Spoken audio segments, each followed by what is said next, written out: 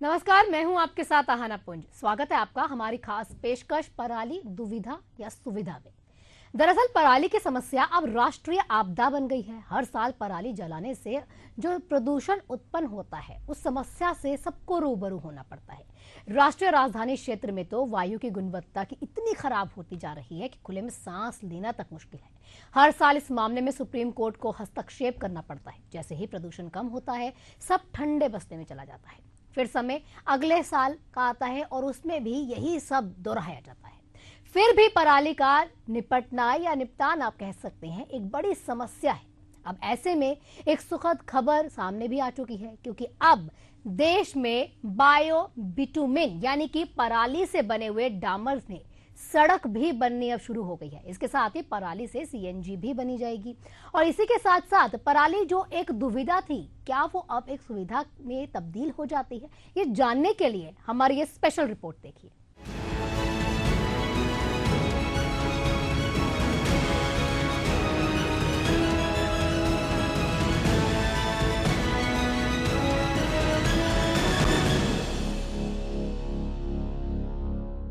अब हर साल ठंड के मौसम में देश के कई राज्यों में, खास तौर पर पंजाब हरियाणा जैसे जो राज्य हैं, वहां से खेतों में पराली जलाए जाने की खबरें हमेशा देखने को मिलती हैं।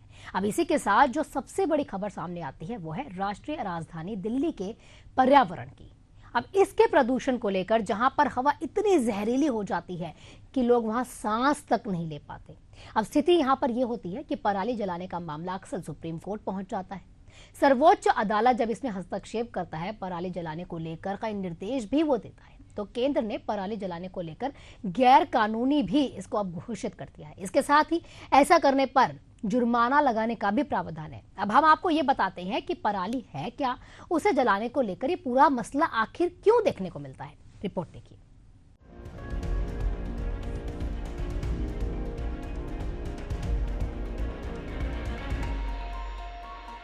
हमारे खेतों में एक ऐसी आदत है जो लंबे समय से चली आ रही है, पर आज ये मुद्दा बन चुकी है। वो है पराली जलाना। कई सालों से किसान खेतों में पराली जलाते आ रहे हैं, लेकिन अब इसकी वजह से प्रदूषण और मिट्टी की गुणवत्ता पर गहरा असर पड़ रहा है। इस समस्या को लेकर विशेषज्ञों की चेतावनी है कि पराली जलाने से किसानों को ही नुकसान हो सकता है और इससे मिट्टी की उत्पादकता घट सकती है। दरअसल पराली धान की फसल कटने के बाद बचे हुए हिस्से को कहते हैं। पहले किसान अपने फसल खुद काटते थे तो फसल का बहुत थोड़ा हिस्सा खेतों में रहता था, जिसे जलाने की जरूरत नहीं होती थी। लेकिन पिछले कुछ सालों से धान की फसल की कटाई मशीनों से की जाती है। ये मशीन फसल का सिर्फ ऊपरी हिस्सा ही काटती है, बाकी का हिस्सा जमीन में ही रह जाता है, जो काफी ज्यादा बचता है। किसानों के पास दूसरी फसल की बुआई करने के लिए कम समय रहता है। ऐसे इन पराली को वो काटने की बजाय जला देते हैं।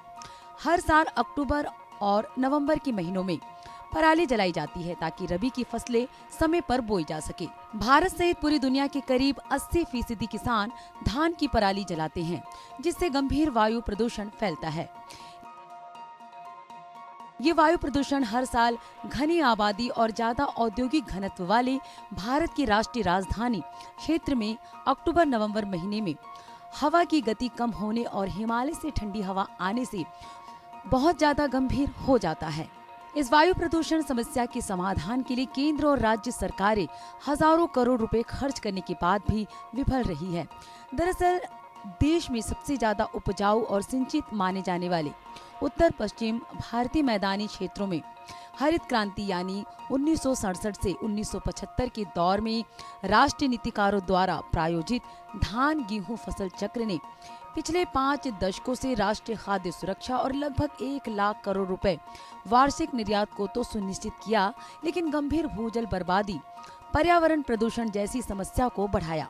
सरकार द्वारा फसल विविधीकरण के सभी प्रयासों के बावजूद धान गेहूं फसल चक्र पंजाब, हरियाणा, पश्चिम उत्तर प्रदेश आदि प्रदेशों में लगभग 70 लाख हेक्टेयर भूमि पर अपनाया जा रहा है, क्योंकि इन क्षेत्रों में मौसम अनुकूलता और आर्थिक तौर पर गन्ने की खेती के अलावा धान गेहूं फसल चक्र ही किसानों के लिए सबसे ज्यादा फायदेमंद है। आंकड़ों को देखें तो उत्तर पश्चिम भारत के प्रदेशों में धान गेहूं फसल चक्र में करीब 40 क्विंटल फसल अवशेष प्रति एकड़ पैदा होते हैं।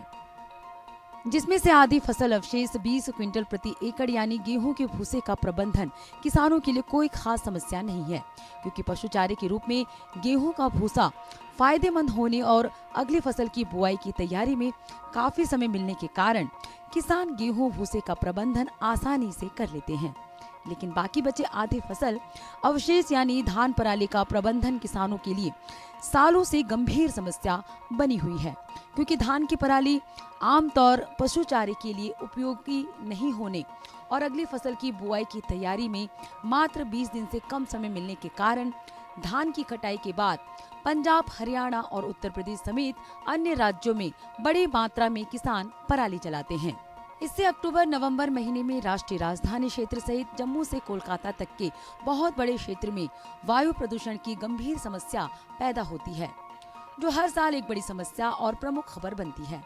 वहीं किसानों का तर्क है कि वे पराली ना जलाएं तो उसका क्या करें। किसानों के अनुसार जो पराली नहीं जलाते हैं और उन खेतों में गेहूं बोते हैं तो उसमें कीड़े लग जाते हैं, जबकि जो पराली जलाते हैं उनकी फसलों में कीड़ा नहीं लगता। वहीं अगर पराली जलाने के नकारात्मक प्रभावों की बात करें तो पर्यावरण प्रदूषण की सबसे बड़े कारणों में से एक है पराली जलाना। देश भर में किसानों को जागरूक करने, रोकने और दूसरे विकल्पों की जानकारी देने के बावजूद पराली को जलाने से रोक पाना संभव नहीं हो सका है। लगातार फसलों को बोकर अधिक लाभ कमाने के चक्कर में किसान अपनी मौजूदा फसल के उत्पादन के बाद तेजी से सफाई के लिए बचे अवशेषों यानी कि पराली में आग लगा देते हैं, जिससे जल्दी दूसरी फसल उगाई जा सके। लेकिन पैसों के लालच में किसान कई तरह से पर्यावरण को नुकसान पहुंचा रहे हैं। पराली जलाने से पार्टिकुलेट मैटर, कार्बन डाइऑक्साइड और मीथेन जैसे हानिकारक प्रदूषक निकलते हैं, जो वायु प्रदूषण में महत्वपूर्ण योगदान देते हैं। इससे श्वसन स्वास्थ्य प्रभावित होता है और मौजूदा सांस से जुड़ी समस्याएं होती है। पराली जलाने से कार्बन डाइऑक्साइड और मीथेन जैसे ग्रीन हाउस गैस निकलती है, जिससे ग्लोबल वार्मिंग और जलवायु परिवर्तन में तेजी आती है। साथ ही पराली जलाने से फसल अवशेष में मौजूद जरूरी पोषक तत्वों की कमी हो जाती है, जिससे मिट्टी की उर्वरकता कम हो जाती है। इससे लंबे समय तक कृषि उत्पादकता पर नकारात्मक प्रभाव पड़ता है। वहीं पराली जलाने से पैदा होने वाली हुई तेज गर्मी मिट्टी में रहने वाले जीवों को नुकसान पहुंचा सकती है, जो पारिस्थितिक तंत्र को बाधित कर सकती है और बायोडायवर्सिटी में गिरावट ला सकती है। पराली जलाने से जो धुआं उठता है उसमें हानिकारक पदार्थ होते हैं, जो मनुष्यों और जानवरों के लिए स्वास्थ्य से जुड़ी समस्या पैदा करते हैं, जिसमें सांस लेने में तकलीफ, एलर्जी और आंखों में जलन शामिल है। पराली जलाने के आंकड़ों को देखें तो चालू धान कटाई के मौसम में पराली जलाने की घटनाओं में कमी आई है, लेकिन अभी भी ये 6 राज्यों में 4 लाख मामलों के करीब पहुंच गया है। एक रिपोर्ट के मुताबिक पंजाब से सबसे ज्यादा मामले सामने आए हैं, जहां 74% से अधिक मामले दर्ज किए गए हैं। 6 राज्यों में दर्ज किए गए 4,461 मामलों में से पंजाब में 2,96,670 मामले दर्ज किए गए हैं। उसके बाद मध्य प्रदेश में 50,242 मामले दर्ज किए गए हैं। Consortium for research on agro ecosystem monitoring and modelling form space यानी क्रिम के अनुसार चालू सीजन की शुरुआत से पहले पंजाब में पराली जलाने के 75 से अधिक मामले दर्ज किए गए थे। 387,946 मामलों में से 291,629 मामले पंजाब में दर्ज किए गए थे। चालू सीजन में कम पराली जलाने के मामलों के साथ पंजाब ने अपना हिस्सा 1% कम कर दिया है। हरियाणा में मध्य प्रदेश की तुलना में पराली जलाने के कम मामले दर्ज किए गए हैं, जो 24,361 है। वहीं सुप्रीम कोर्ट की सख्ती के बाद केंद्र सरकार ने पराली जलाने वाले किसानों पर जुर्माना दोगुना कर दिया है। अब 2 एकड़ से कम जमीन पर 5,000 रुपए का जुर्माना लगेगा। 2 से 5 एकड़ तक 10,000 रुपए और 5 एकड़ से ज्यादा जमीन वालों से 30,000 रुपए जुर्माना वसूला जाएगा। उत्तर प्रदेश, पंजाब, हरियाणा, राजस्थान और दिल्ली सरकार इन नियमों को लागू करने के लिए बाध्य होंगी। सुप्रीम कोर्ट दिल्ली के वायु प्रदूषण से जुड़े मसले को लेकर पराली जलाने के मामलों में पंजाब और हरियाणा सरकार को लगातार फटकार लगाता आया है। Bureau report, Asian news.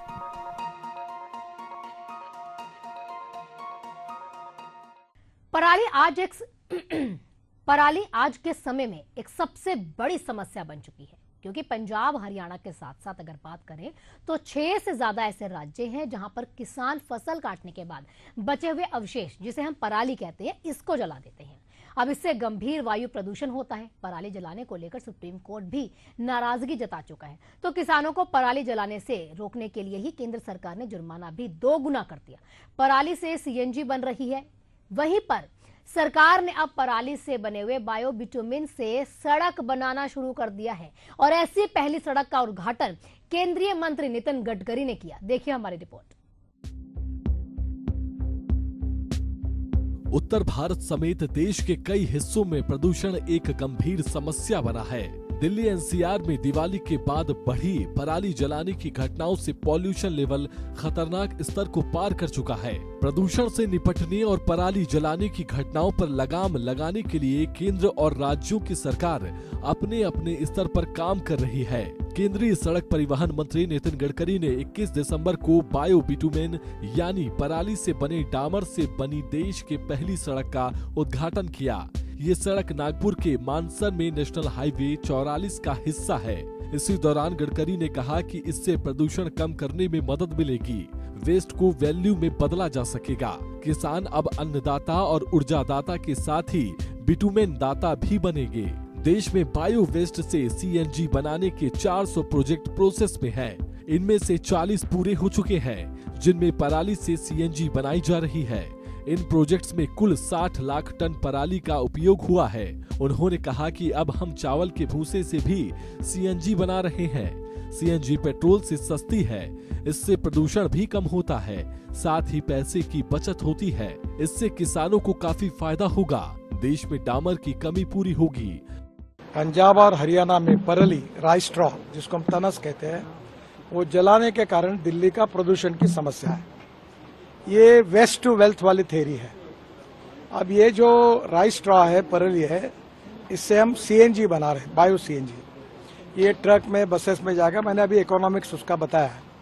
और ये बनाते समय 35% जो निकलता है वो लिग्नेंट निकलता है। लिग्नेंट यानी एक प्रकार का कोयला ही है वो। अब उसको थोड़ा सा साफ सूफ करके वो 10% और जो यूज टायर होते हैं जो फेंक देते हैं हम लोग रबर के, स्कूटर के, कार के, ट्रक के, उसकी रबर की पाउडर निकालकर 15% और 10% बिटुमेन में डालने के बाद 40 ग्रेड का बिटुमेन तैयार करके इसका 1 किलोमीटर का रास्ता बना। ये प्राज इंडस्ट्री का संशोधन था और सेंट्रल रिसर्च रोड ऑर्गेनाइजेशन का, दोनों ने मिलकर ये फार्मूला बनाया। इसका 1 किलोमीटर रोड बना। आश्चर्य ये हुआ कि ये अपने बिटुमेन रोड से 40% मजबूत है। और ये जब काम शुरू होगा तो ये जो बांबू लगाया, बांबू से सीएनजी तैयार होगा। कॉटन स्ट्रॉ, पराठा, तुराठा, इससे होगा। तो किसान इससे अन्नदाता, ईंधनदाता, ऊर्जादाता नहीं, बिटुमेन दाता बनेगा। और ये 90,000 करोड़ का जो हमारा इंपोर्ट है, बिटुमेन लगता है, उसमें 50,000 टन का इंपोर्ट है। तो ये अगर उसमें जाएगा तो बिटुमेन की कीमत 8 से 9 रुपए किलो कम होगी, क्योंकि ये सस्ता है, वो 50 रुपए किलो है। और किसानों को ये बांबू हो या राइस स्ट्रॉ, इसको पैक करना, ट्रांसपोर्ट करना, फैक्ट्री में पहुंचाना, तो इसको ये वेस्ट में वैल्यू क्रिएट हुई, तो इसका किसानों का भी फायदा होगा। अभी पराली का भाव पंजाब हरियाणा में 2,500 रुपये टन हो गया। जब पैसा मिलेगा तो जलाएगा कोई नहीं।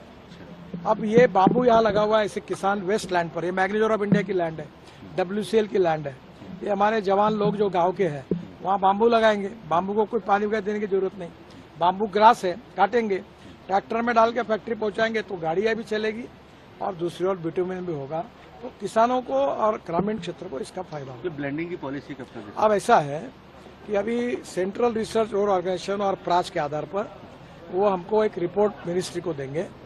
फिर मिनिस्ट्री के रिपोर्ट आने के बाद हम अध्ययन करके तुरंत जो बिटुमेन बनाने वाली इंडस्ट्री है उनको बोलेंगे ये 40 ग्रेड का इस फार्मूले का जो सर्टिफिकेशन हुआ है, ये बिटुमेन हमको बनाओ और आप इसके लिए ये जो लिग्नेंट है और रबराइज पाउडर जो है इसको खरीदने की पॉलिसी बनाओ और उसके स्टैंडर्ड तय किए।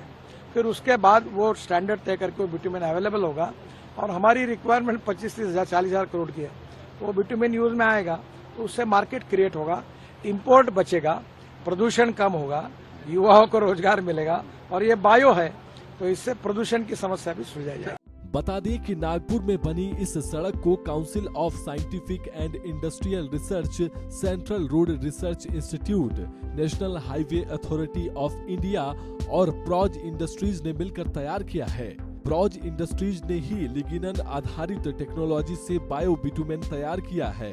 लिग्निन पौधे में पाए जाने वाला इस तरह का कॉम्प्लेक्स पॉलीमर यानी रेशा है। इस टेक्नोलॉजी से बिटुमेन डामर की कमी को पूरा किया जा सकता है। भारत अभी कुल आपूर्ति का 50% डामर इंपोर्ट करता है।